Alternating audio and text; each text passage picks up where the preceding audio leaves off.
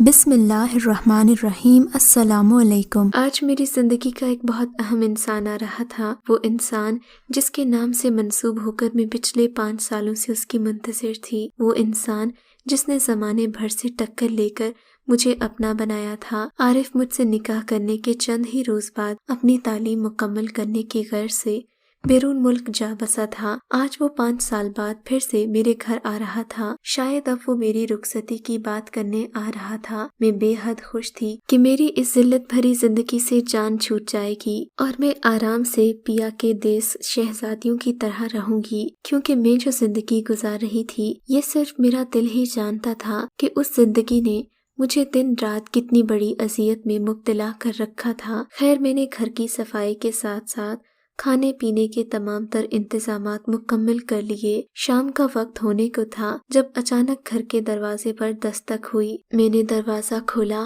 تو حسب توقع سامنے عارف کھڑا تھا۔ اسے دیکھتے ہی ماں نے اس کے سر پر ہاتھ رکھا اور اسے اندر لے آئی۔ وہ ہمیشہ سے بڑا مؤدب ثابت ہوا تھا۔ خاموشی سے اماں کے پیچھے چلتا مہمان خانے میں آ کر بیٹھ گیا۔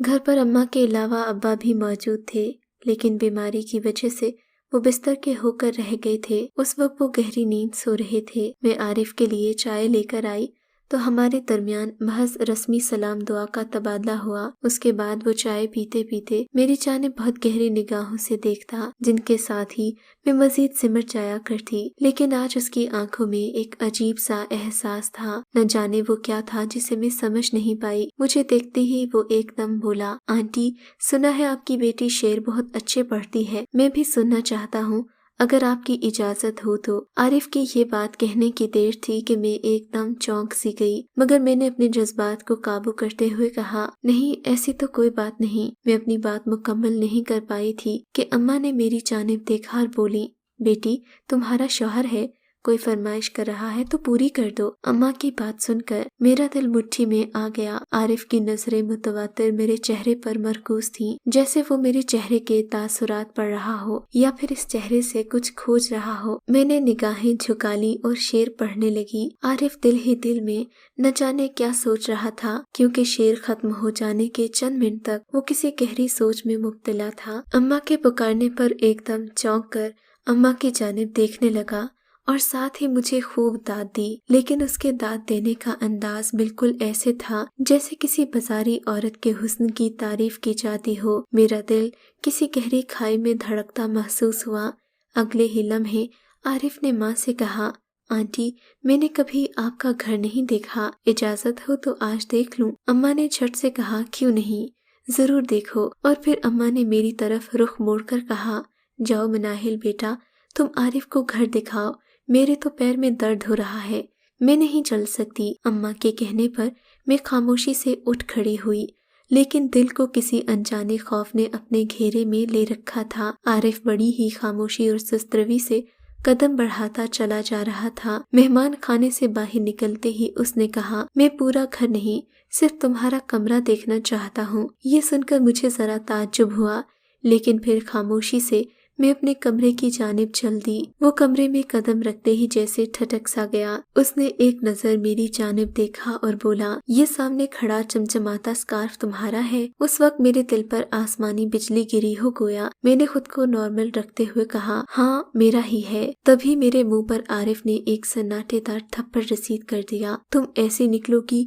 میں سوچ بھی نہیں سکتا تھا۔ میں سمجھتا رہا کہ میری مناہل اتنا غلط کام نہیں کر سکتی، لیکن میں کیسے بھول گیا، اس دنیا میں کوئی بھی ویسا نہیں جیسا نظر آتا ہے۔ آج تو یہ بات ثابت ہو گئی۔ میری آنکھوں سے آنسو برسنے لگے، لیکن وہ سب عارف کہاں دیکھ پا رہا تھا۔ اس سے پہلے کہ میں احتجاج کرتی یا کچھ کہہ پاتی، وہ خاموشی سے وہاں سے چلا گیا۔ وہ بھی انہی مردوں میں سے نکلا تھا جو صرف تصویر کا ایک رخ دیکھ کر خود ہی بہت کچھ سوچ بیٹھتے ہیں۔ میں نے اپنے آنسو صاف کیے اور امی کے سامنے عارف کے اس قدر عجلت میں جانے کا بہانہ سوچنے لگی، کیونکہ فی الوقت یہ ضروری تھا۔ خیر، جیسے تیسے وہ شام گزر گئی، لیکن ساری شام میری آنکھوں سے آنسو ابلتے رہے۔ فجر کی اذان کے ساتھ میں نے نماز پڑھنا شروع کی اور رب کے دربار میں اپنے گناہوں کی معافی مانگی، کیونکہ صرف وہی تھا جو میرا سچ جانتا تھا۔ دن چڑھ آیا تھا، ہر کوئی حسب معمول اپنے کام کرنے لگا، لیکن جیسے ہی دوپہر ڈھلنے کو آئی ایک مرتبہ پھر سے دروازے پر دستک ہوئی۔ مجھے لگا کہ عارف آیا ہوگا،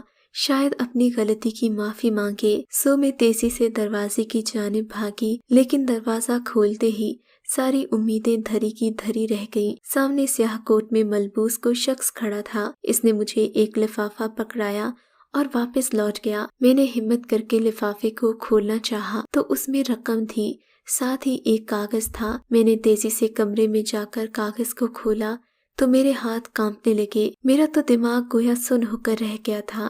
جی چاہا کہ زمین پھٹے اور میں اس میں دھنس جاؤں۔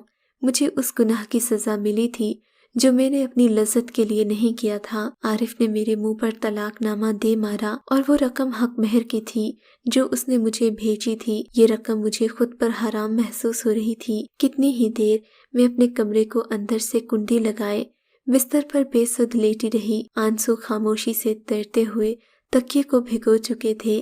میں اسی لال اسکارف کو ٹکٹکی باندھے دیکھ رہی تھی۔ شام دوپہر میں ڈھلنے لگی۔ میرا ماضی میری آنکھوں کے گرد چکر کاٹ رہا تھا۔ مجھے یاد ہے ان دنوں ابا کی طبیعت بہت خراب رہنے لگی تھی۔ اماں کو شوگر تھی جس کی وجہ سے ان کے پیر کا زخم پیپ سے بھر چکا تھا۔ ڈاکٹر کہتے تھے کہ پاؤں کا آپریشن کرنا پڑے گا، لیکن میرے پاس اتنے پیسے کہاں تھے کہ اماں کا آپریشن کروا سکتی۔ میں نے بچوں کو ٹیوشن پڑھائی، لیکن اس سے بھی کوئی فائدہ نہیں ہوا۔ محلے کے بدماش لڑکے ان بچوں کے ہاتھ مجھے خطوط بھیجنے لگے۔ میرا ایک بھائی بھی تھا جو ہر وقت گھر سے باہر رہتا۔ مجھے ڈر لگنے لگا کہ اگر ان خطوط کا علم اسے ہوا تو وہ مجھے مار ڈالے گا، لہٰذا میں نے ٹیوشن والے بچوں کو چھٹی کروانے کا سوچا، مگر اس سے پہلے کہ میں ان کی چھٹی کروا پاتی کوئی خط میرے بھائی کے ہتھے چڑھ گیا۔ اس نے مجھے اس قدر پیٹا کہ آج بھی سوچوں تو تکلیف کی ایک نئی لہر جاگ اٹھتی ہے۔ میں نے ٹیوشن بھی پڑھانا چھوڑ دی تھی۔ گھر سے باہر جا کر کام کرنے کا سوال ہی پیدا نہیں ہوتا تھا، کیونکہ میری ماں میرے حسن سے ڈرتی تھی۔ وہ مجھے باہر جانے نہیں دیتی تھی۔ گھر کے حالات برے سے برے ہو رہے تھے۔ ایک روز میں نے بھائی سے کہا، بھائی کوئی کام دھندا شروع کرو، ورنہ گھر کا خرچ کیسے پورا ہوگا؟ میری بات سنتے ہی وہ آنکھ بگولا ہو گیا اور بولا، تم سے میرا گھر پر بیٹھنا دیکھا نہیں جاتا، ٹھیک ہے میں یہاں سے چلا جاتا ہوں۔ میں بھیا کی منتیں کرنے لگی، لیکن اس نے میری ایک نہیں سنی اور لڑتا جھگڑتا گھر سے باہر نکل گیا۔ اس کے بعد میرا بھائی کبھی لوٹ کر واپس نہیں آیا۔ اب میں نے ہی گھر کو سنبھالنا تھا۔ میں نے اپنی دوست کے مشورے پر کام کرنا شروع کر دیا، لیکن وہ کام میرے لیے وبال جان بن گیا۔ پہلے تو میں اس بات پر حیران ہوئی، لیکن میں بے حد مجبور تھی۔ مجھے اس کام کے علاوہ کوئی دوسرا راستہ نظر نہیں آیا۔ میں اپنے کمرے میں گئی، دروازے کو اندر سے کنڈی لگا کر ڈریسنگ ٹیبل کے سامنے جا بیٹھی۔ میں نے اپنی حسین آنکھوں کو سگار کے ہتھیار سے لیس کیا، چمکدار خوبصورت لباس پہنا اور پھر نقاب اوڑھا۔ پورا چہرہ ماں سوائے آنکھوں کے چھپ گیا۔ میری انتہائی حسین آنکھیں نقاب میں مزید نمایاں ہو گئی تھیں۔ اس کے بعد میں موبائل اٹھا کر اپنے بیڈ پر آ بیٹھی۔ میرے ہاتھ کپ کپا رہے تھے، لیکن مجھے ہر حال میں کرنا تھا۔ میں نے پہلے ایک ویڈیو ریکارڈ کی، اسے سیو کی اور اپنی دوست کے بنائے ہوئے فیس بک پیج پر لائیو آ گئی۔ شروع میں تو دیکھنے والا کوئی نہیں تھا، لیکن پھر چاہنے والوں کی بھرمار ہو گئی۔ اب میں روز اپنی آنکھوں کو خوبصورت میک اپ سے سجا کر سرخ اسکارف تلے چھپاتی اور اپنے چہرے کو بھی نقاب میں چھپا لیتی۔ پھر فیس بک پر لوگوں سے ایسی ایسی باتیں کرتی جو کسی عزت دار گھرانے کی لڑکی نہیں کرتی تھی۔ شروع میں مجھے بے حد جھجک محسوس ہوتی، لیکن آہستہ آہستہ یہ میری زندگی کا حصہ بننے لگا۔ پھر میں نے ایک یوٹیوب چینل بھی بنا لیا جس پر اپنی ہی ویڈیوز لگا لیا کرتی تھی۔ میں لوگوں کو گانے سناتی، کئی نوجوان لڑکوں کے لیے شعر پڑھا کرتی، ہزاروں لوگ مجھے داد دیتے، ہر ایک میری آنکھوں اور آواز کا دیوانہ تھا۔ آہستہ آہستہ میری شہرت بڑھنے لگی، میرے فینس کی تعداد ہزاروں سے لاکھوں میں ہو گئی۔ اس مقام تک آنے میں نے اچھی خاصی محنت کی تھی، لیکن یہ میں بھول گئی تھی کہ آج کل ہر انسان جدید ٹیکنالوجی سے متعارف ہو چکا ہے، کہیں کوئی اپنا مجھے پہچان نہ لے۔ کبھی کبھی دل چاہتا کہ یہ سب چھوڑ دوں، مگر میرے پاس کوئی راستہ نہیں تھا۔ آہستہ آہستہ میرے ماں باپ کا اچھا علاج ہونے لگا۔ میں کسی طور پر یہ سب چھوڑ نہیں سکتی تھی۔ جن بہنوں کے بھائی جیتے جی مر جائیں وہ ایسی زندگی گزارنے پر مجبور ہو جاتی ہیں۔ دن ہفتے سالوں میں گزر گئے۔ کئی بار دل میں خیال آتا کہ اگر عارف کو اس سب کے بارے میں معلوم ہوگا تو میرا کیا بنے گا، اور پھر وہ دن آ ہی گیا جب عارف کے سامنے میرا یہ راز کھل گیا۔ میرا جی چاہتا تھا کہ زمین پھٹے اور میں اس میں غرق ہو جاؤں، لیکن ہم جیسے گنہگاروں کی زندگی اتنی آسانی سے کہاں تمام ہوتی ہے۔ میرے ساتھ بھی ایسا ہی ہو رہا تھا۔ کئی دن عارف کے دیے ہوئے پیسوں کے ساتھ کٹ گئے۔ میں وہ رقم استعمال نہیں کرنا چاہتی تھی، لیکن میرے پاس اور کوئی چارہ نہیں تھا۔ آہستہ آہستہ وہ ختم ہو گئی۔ مجھے پھر سے اس کیمرے اور موبائل کا سہارا لینا پڑا۔ میں روز خود کو ملامت کرتی، لیکن پھر مجبور ہو کر وہی گناہ کر بیٹھتی۔ میں نہیں جانتی تھی کہ میرا یہ گناہ میرے گلے کا طوق بن جائے گا۔ ایک روز مجھے گھر کا سامان لینے باہر جانا پڑا۔ میری چادر سوکھنے کے لیے ڈالی ہوئی تھی۔ مجھے مجبوراً لال سکارف سے نقاب کرنا پڑا۔ میں تقریباً سارا سامان لے چکی تھی۔ آخر میں جب میں کپڑے کی دکان پر اماں کے لیے سوٹ لینے کی غرض سے رکی تو وہ دکاندار مجھ سے بلا وجہ بحث کرنے لگا۔ مجھے اس کی بات پر حیرت ہوئی، لیکن مجھے بھی وہی سوٹ چاہیے تھا۔ تقریباً مجھے وہاں بیٹھے آدھا گھنٹہ ہونے کو تھا کہ اچانک کسی نے میرے منہ پر کپڑا رکھا۔ مجھے چکر آتا محسوس ہونے لگا۔ اتنی دیر میں 2 لوگ مجھے بازوں سے پکڑ کر تقریباً گھسیٹتے ہوئے دکان سے باہر لے آئے۔ میرے وجود میں اتنی ہمت نہیں بچی تھی کہ میں ذرا سی بھی آواز نکال پاتی۔ میری آنکھیں دھندلا گئی تھیں۔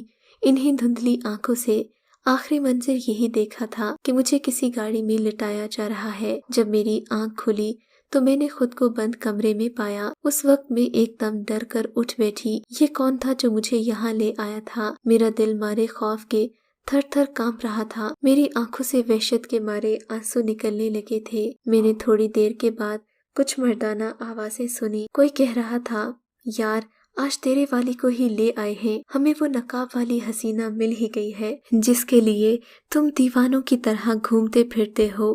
جلدی سے آ جاؤ تاکہ ہمارا بھی انتظار ختم ہو، ہم بھی تمہارے بعد اس حور پری کا چہرہ دیکھیں گے۔ ابھی تو بجلی بھی نہیں ہے، شاید تمہارے آنے کے بعد ہی وہ آ جائے۔ یہ سن کر میرے وجود میں خون کی گردش تھم سی گئی۔ میرا پورا وجود پسینے سے تر ہو گیا۔ میں اللہ سے اپنے گناہوں کی معافی مانگنا چاہتی تھی، لیکن آج یہ بھی نہیں کر سکی، کیونکہ آج اللہ کے حضور ہاتھ اٹھاتے ہوئے بھی مجھے شرم آ رہی تھی۔ یہی دعا کر رہی تھی کہ کوئی معجزہ ہو جائے اور میری عزت بچ جائے، ورنہ یہ درندے میری عزت تار تار کر ڈالیں گے۔ ابھی اس شخص کی بات ختم نہیں ہوئی تھی کہ اچانک کمرے کا دروازہ کھلا۔ کوئی اندر داخل ہوا۔ کمرے میں اندھیرا تھا۔ اس شخص کا چہرہ میں دیکھ نہیں پائی۔ اس کے ہاتھ میں ایک ٹارچ تھی جسے اس نے میرے نقاب میں چھپے چہرے پر لگا رکھا تھا۔ اندر داخل ہوتے ہی اس نے ایک زوردار قہقہا مارا، جسے سن کر مجھے اتنی کرہت ہوئی، میرا جی چاہا کہ اس کے چہرے پر تھوک ڈالوں، مگر میں بے بس ہو گئی تھی۔ وہ آگے بڑھ رہا تھا اور اپنی ناپاک زبان سے میرے لیے بےہودہ باتیں بول رہا تھا۔ آج اتنے سالوں بعد تم میرے ہاتھ آ ہی گئی۔ اس کی باتیں سن کر میرا دل دھڑکنا بند ہو گیا۔ یہ آواز مجھے بے تحاشا شناسا سی لگ رہی تھی، مگر میں سمجھ نہیں پائی کہ یہ کون ہے۔ وہ میرے قریب آیا اور بولا، میں صرف تمہاری ان خوبصورت نگاہوں کا اسیر ہوں، تمہارے چہرے سے مجھے کوئی غرض نہیں۔ یہ سب کہتے ہوئے وہ میری آنکھوں پر ٹارچ لگائے مسلسل مجھے گھور رہا تھا۔ روشنی میں میری آنکھیں چندیا سی گئیں۔ وہ بالکل پاگل لگ رہا تھا۔ تھوڑی دیر کے بعد وہ واپس مڑ گیا۔ اللہ اللہ کر کے یہ معجزہ ہو گیا تھا۔ میں وہاں اوندھے منہ پڑی نہ جانے کتنی دیر روتی رہی۔ ایک لمحہ 1 صدی کے برابر لگ رہا تھا۔ اگلی رات وہ پھر آیا۔ وہی شناسا آواز پھر سے میرے کانوں میں پڑی۔ کمرے میں نیم اندھیرا تھا۔ میں اس کا چہرہ دیکھ نہیں پائی۔ وہ کھڑکی کی جانب منہ کر کے کھڑا تھا۔ جب میں باہر نکلنے کے لیے بھاگی، لیکن وہ تیزی سے مڑا اور میرا سکارف پکڑا، جس کے ساتھ ہی میرا نقاب کھل گیا اور وہ ایک دم میرے سامنے آ کھڑا ہوا۔ اسے دیکھتے ہی میری آنکھیں پھٹی کی پھٹی رہ گئیں اور ایک لمحے میں ہزاروں رنگ آ گئے۔ وہ میرا سگا بھائی مبین تھا، جسے آج میں نے دیکھا بھی تو اپنے سوداگر کے روپ میں۔ مجھے دیکھتے ہی اس نے ایک زوردار چیخ ماری اور یوں ایک اچھا خاصا نوجوان ایک झटके में जमीन बोस हो गया। शायद यही मेरे गुनाहों की सजा थी। मुबीन की चीख सुनकर उसके बाहर खड़े पहरेदार दोस्त कमरे में आ गए। सब उसकी हालत देखकर चौंक गए। मैंने इसी परेशानी का फायदा उठाया और वहां से भाग निकली। रात गहरी हो रही थी। मेरे हाथ पांव में न जाने कहां से ये ताकत आ गई। अपने आप को संभालते हुए उस यख बस्ता रात में मैं पागलों की तरह भाग रही थी।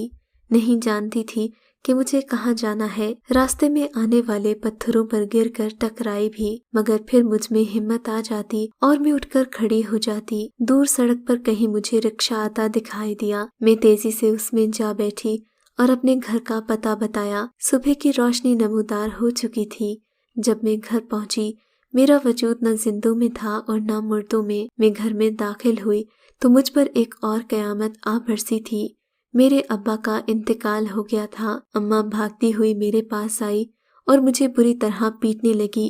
कहाँ चली गई थी तू? तेरा बाप तेरी याद में मौत के मुंह में चला गया। अम्मा की हालत देखकर मुझे खुद पर गुस्सा आने लगा।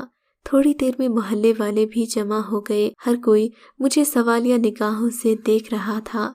जाहिर है मुझे लोगों को इस बात का जवाब भी देना था कि मैं रात घर से बाहर गुजार कर कहाँ से आई हूँ। मेरे अब्बा की चारपाई उठाकर कब्रिस्तान की तरफ ले जाई जा रही थी और मैं वहीं जमीन पर बैठी ज़ारो कतार खामोशी से आंसू बहा रही थी। अम्मा मुझे रोते पीटते और कोसते हुए उठाकर वहाँ से कमरे में ले आई। इन्होंने मुझे बताया कि रात को अब्बा की तबीयत खराब हो गई थी और तुम घर पर नहीं थी।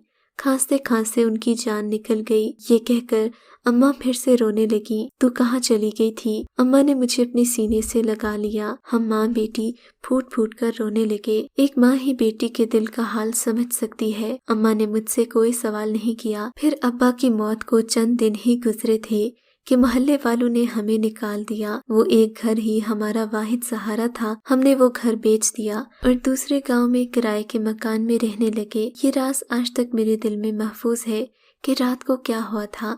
मेरे भाई को मैंने दोबारा कभी नहीं देखा। मैं हर वक्त अल्लाह से माफिया मांगती हूँ कि मेरे गुनाहों को माफ कर दे। इस नए मोहल्ले में मैंने अपनी नई पहचान बना ली है।